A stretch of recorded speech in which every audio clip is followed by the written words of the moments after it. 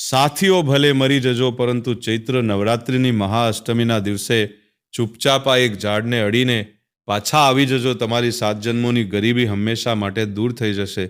એટલા પૈસા કમાશો કે ધન રાખવા માટે તિજોરીઓ ખરીદવી, જે વસ્તુ માટે તમે જન્મો જન્મથી તરસી રહ્યા હતા, રાત દિવસ એક કરી રહ્યા હતા, પોતાનો લોહી પરસેવો વહાવી રહ્યા હતા, તે વસ્તુ આ દુર્ગા અષ્ટમી પર તમને ગમે તે ભોગે મળી જશે.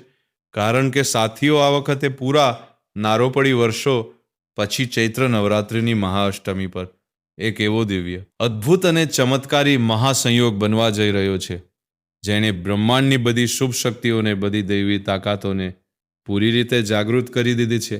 અને જો દુર્ગા અષ્ટમીના આ પવિત્ર દિવસે તમે આ ચમત્કારી ઝાડને મારી બતાવેલી રીતથી માત્ર અડી લીધું, તો સમજી લો તમારા બંધ કિસ્મતના તાળા હંમેશા માટે ખુલી જશે.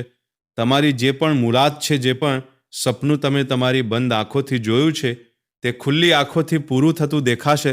તમારે તમારો પોતાનો બંગલો જોઈએ છે, આવો બધું મળી જશે. આવો બધું મળી જ તમે કોઈને સાચો પ્રેમ કરો છો અને તેની સાથે લગ્ન કરવા માંગો છો, પરંતુ પરિવાર નથી માનતો, સંબંધીઓ અડચણ નાખી રહ્યા છે, તો તેઓ પણ માની જશે. લગ્ન શીઘ્ર, અતિ શીઘ્ર થશે. અને તો અને લાખો કરોડો રૂપિયાનું જો ભારે દેવું તમારા માથા પર છે, જેણે તમારી રાતોની ઊંઘ અને દિવસનું ચેન છીનવી લીધું છે, તો તે દેવું પણ ખૂબ જલ્દી ઉતરી જશે. ગંભીરથી ગંભીર જો બીમારી છે, જેના માટે તમે હોસ્પિટલોના ચક્કર કાપી કાપીને પરેશાન થઈ ચૂક્યા છો, તો તે પણ માતા રાણીની અસીમ કૃપાથી દૂર થઈ જશે. મહાઅષ્ટમીના દિવસે માતા મહાગૌરીની અસીમ ઉર્જા તમારા જીવનની બધી દરિદ્રતા, બધી નકારાત્મકતા અને દરેક પ્રકારની રૂકાવટનું મૂળમાંથી હંમેશા હંમેશા માટે નાશ કરી દેશે. મને ખબર છે સાથીઓ કે તમારામાંથી ઘણા બધા લોકો ગરીબીથી ખૂબ પરેશાન છે. છેલ્લા ઘણા વર્ષોથી તમારા જીવનમાં કંગાળી છવાયેલી છે. જે મહેનત તમે કરી રહ્યા છો, બધું જ વ્યર્થ જઈ રહ્યું છે. તમે રાત દિવસ ગધેડાની જેમ મહેનત કરો છો, સવારથી લઈને સાંજ સુધી પોતાના કામમાં લાગેલા રહો છો, પરંતુ પૈસા હાથમાં આવતા જ પાણીની જેમ વહી જાય છે. મહિનાની શરૂઆતમાં જ બધા પૈસા ખતમ થઈ જાય છે અને પછી આખો મહિનો ઉધારી માંગીને ચલાવવો પડે છે. જ્યારે ખિસ્સામાં પૈસા નથી હોતા, તો સગો ભાઈ પણ ઓળખવાનો ઇનકાર કરી દે છે. તહેવારો પર જ્યારે બીજાના બાળકો નવા કપડાં પહેરે છે, બીજાના ઘરોમાં મીઠાઈઓ આવે છે, તો એક ગરીબ ઇન્સાનનું દિલ કેવી રીતે રડે છે, આ હું ખૂબ સારી રીતે સમજી શકું છું. તમે દરેક સમયે એક ઉમ્મીદ, એક આશા લઈને બેઠા હો છો કે હવે માતા લક્ષ્મી મારી ઉપર કૃપા વરસાવશે, હવે મને મારી મહેનતનું ફળ મળશે. તમારી ગરીબીની મજાક ઉડાવે છે, પીઠ પાછળ તમને મેણા મારે છે, પરંતુ શું થાય છે? તમારી દરેક ઉમ્મીદ, તમારી દરેક આશીષની જેમ તૂટી જાય છે. તમે ભગવાનની મૂર્તિની સામે હાથ જોડીને ઊભા હો છો અને પૂછો છો કે હે ઈશ્વર, મારા જ જીવનમાં આટલું દુઃખ કેમ છે? પરંતુ સાથીઓ, બસ બહુ થયું. હવે તે દિવસ આવી ચૂક્યો છે જ્યારે તમારું સૂતેલું ભાગ્ય સાક્ષાત સૌભાગ્યમાં બદલાશે. તમારી એક નાનકડી મહેનતનું પણ તમને 10 ગણું પરિણામ મળશે. તમે બેઠા બેઠા પણ લાખો કરોડો રૂપિયા કમાવા લાગશો. જેટલા પૈસા આવશે તેનાથી અનેક ગણા સાથીઓ તમારા હાથોમાં જ વધશે. પહેલાં શું થતું હતું? તમે પૈસા તો કમાઈ લેતા હતા, પરંતુ તમારા હાથોમાં પૈસા ટકી નહોતા શકતા. પરંતુ સાથીઓ, આજનો આ દિવસ ઇતિહાસ દોહરાવશે અને તમારી કિસ્મત પણ પલટાવશે. જે દેવાએ તમારી રાતોની ઊંઘ છીનવી રાખી હતી, જે ઉધારીના કારણે તમે લોકોથી નજર નહોતા મિલાવી શકતા, તે દેવું પણ ઉતરી જશે. કારણ કે સાથીઓ, તમે બધા જાણો છો કે ચૈત્ર નવરાત્રિની મહાઅષ્ટમી કોઈ સાધારણ દિવસ નથી.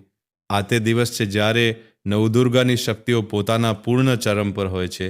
માતા રાણી આ દિવસે કરવામાં આવેલો આ ચમત્કારી ઉપાય તમારા જીવનના દરેક દુઃખ, દરેક પીડાને હંમેશા હંમેશા માટે દૂર કરી દેશે. તમે બધા વિચારી રહ્યા હશો કે ગુરુજી, તે કયું ઝાડ છે જેને આપણે અડીને આવવાનું છે? તે ઝાડમાં એવું શું ખાસ છે? આપણે મંદિરે કેમ નથી જઈ રહ્યા? ઝાડ પાસે કેમ જઈ રહ્યા છીએ? તો સાથીઓ, આજે આ વિડીયોમાં હું બધી જાણકારી ખૂબ જ ઊંડાણ અને વિસ્તારથી જણાવવાનો છું. હું તમને એક એક વાત સમજાવીશ, પરંતુ સાથે જ તમને ખૂબ મોટી ચેતવણી આપવા અને સાવધાન કરવા પણ આવ્યો છું. સાથીઓ, દુર્ગા અષ્ટમીની આ રાત કોઈ સામાન્ય રાત નથી હોતી. આપણા શાસ્ત્રોમાં અને મહારાત્રિ કહેવામાં આવી છે. આ તે સમય હોય છે જ્યારે માતા રાણીની ઉર્જા પૃથ્વીના કણે કણમાં સમાયેલી હોય છે. જે શક્તિઓ, જે સિદ્ધિઓ ઇન્સાનને પૂરા 365 દિવસ નથી મળતી, તે આ એક રાતની કેટલીક પળોમાં જ પ્રાપ્ત કરી શકાય છે. આ તે રાત છે જ્યારે તમે પોતાના ભાગ્યનો લેખ ખુદ બદલી શકો છો. પરંતુ આ રાત જેટલી ચમત્કારી છે એટલી જ સંવેદનશીલ પણ છે. બ્રહ્માંડની ઉર્જા આ દિવસે ખૂબ ઝડપથી કામ કરે છે. એટલા માટે જો તે દિવસે તમે અજ્ઞાનતામાં અથવા ભૂલથી પણ કેટલાક ખાસ કાર્યો કરી દીધા તો તમારા બધા પુણ્ય એક પળમાં નષ્ટ થઈ શકે છે. માતા રાણી રૂષ્ટ થઈ શકે છે અને તમારી બચેલી ખુશીઓ પણ દૂર જઈ શકે છે. ખૂબ વધારે સાવધાન રહેવું પડશે. તમારે કેટલીક વસ્તુઓ આ દિવસે ત્યાગવી પડશે. કેટલીક વસ્તુઓ ખાવાની પણ નથી અને કેટલીક જગ્યાઓ છે જે તમારે ત્યાં ભૂલથી પણ નથી જવાનું. એટલા માટે ભૂલથી પણ ભૂલ ન થાય આનું તમારે પૂરું ધ્યાન રાખવું પડશે. આવો સૌથી પહેલાં હું તમને તે 3 મોટી અને અહમ સાવધાનીઓ જણાવું છું જે દુર્ગા અષ્ટમીના દિવસે તમારે ગમે તે ભોગે રાખવાની છે. નહીંતર આ મહાન ઉપાયનું કોઈ ફળ નહીં મળે અને તમે ત્યાંના ત્યાં જ રહી જશો જ્યાં તમે આજે છો.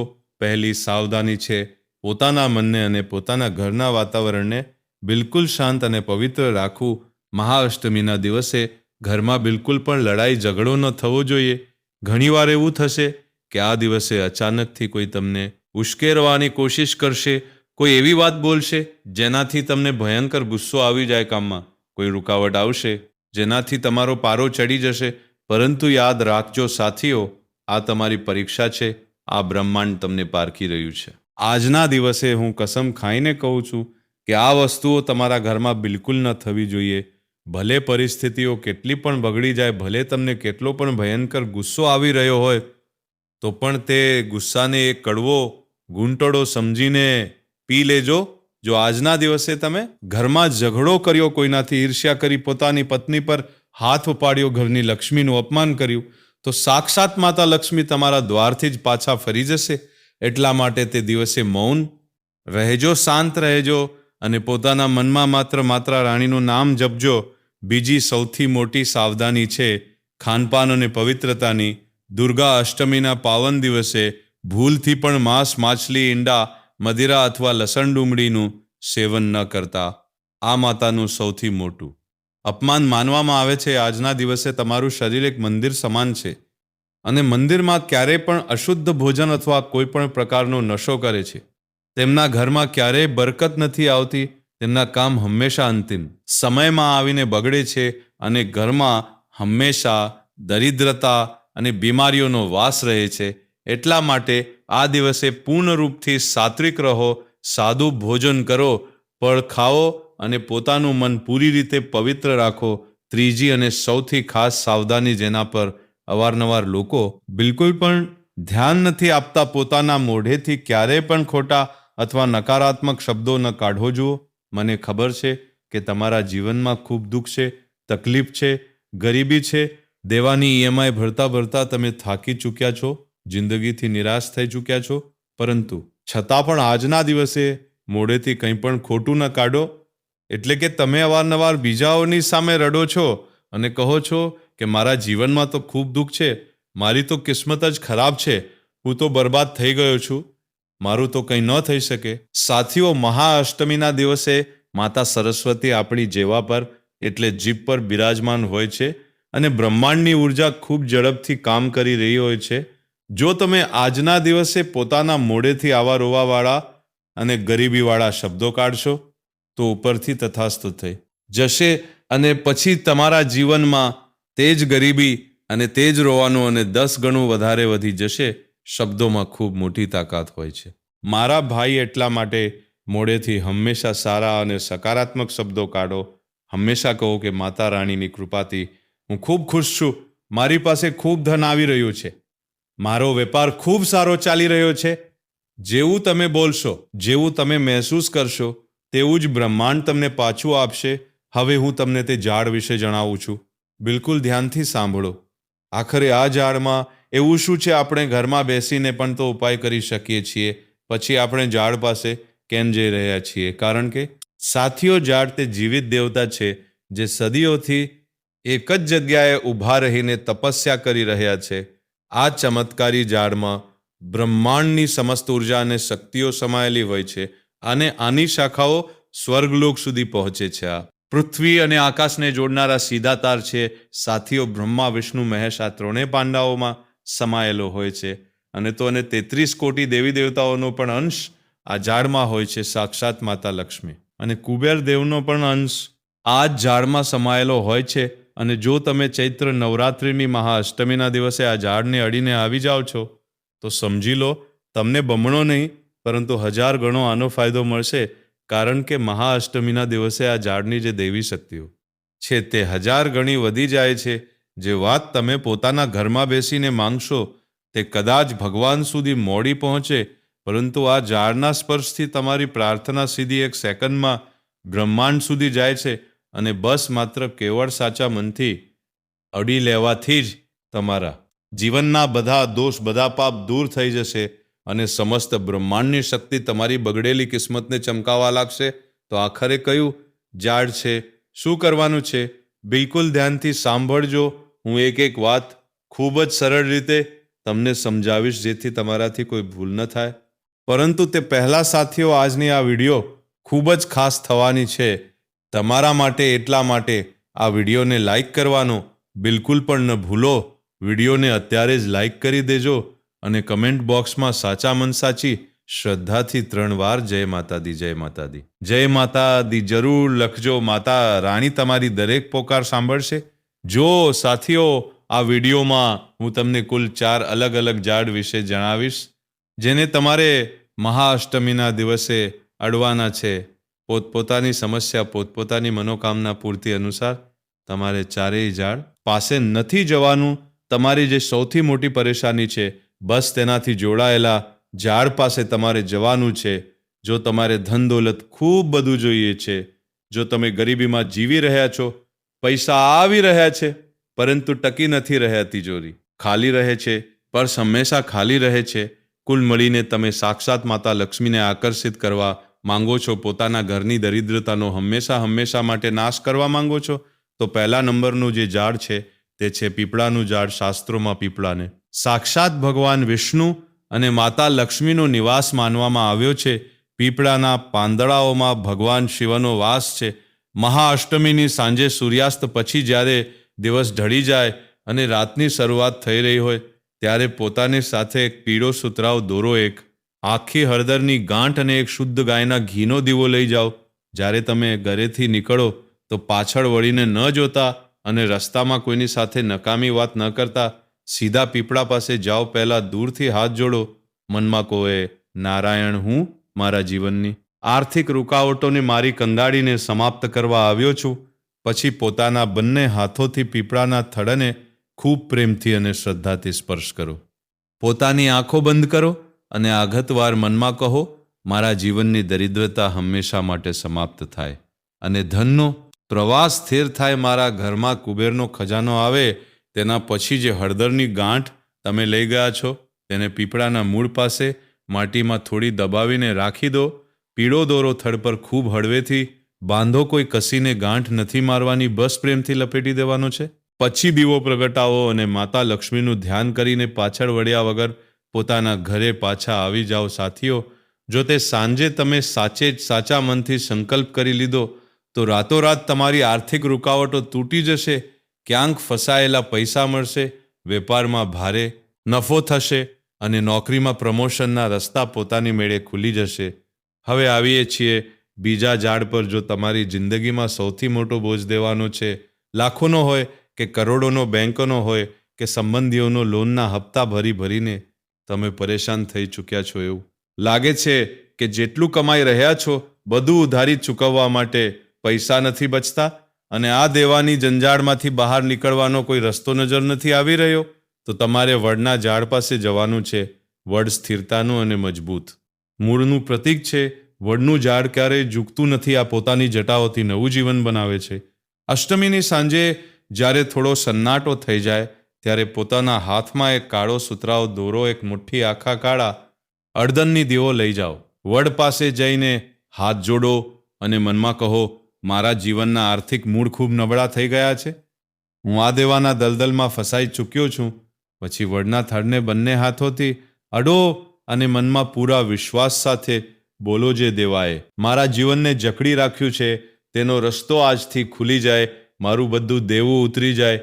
પછી તે કાળા દોરાને વડની કોઈ એક લટકતી જટા પાસે હળવેથી બાંધી દો. અડદની દાળ મૂળમાં નીચે માટી પર ચઢાવો આવો અને હાથ જોડીને પાછળ વળ્યા વગર પાછા પોતાના ઘરે આવી જાઓ.